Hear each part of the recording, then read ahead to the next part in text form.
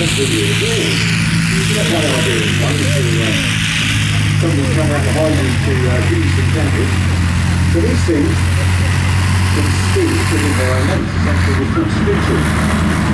The driver will select an input and then you relay its angle driver for you quite easily.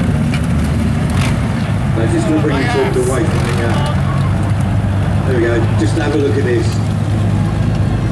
This is way better than the garden fork or a shovel.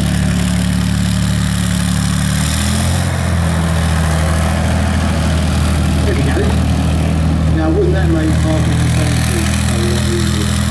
It really would.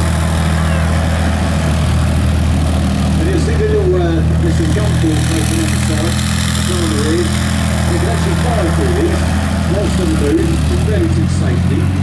Now these were capable of standing 50 calibre rounds quite easily, small arms fire, but they weren't really mad enough to stand up to modern RPGs and stuff like that. And then they started bolting extra armour on the side, which is what the British did called reactive armour.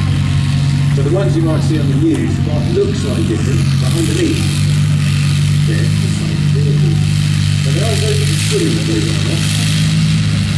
Because if you look, oh, it doesn't work, it's that.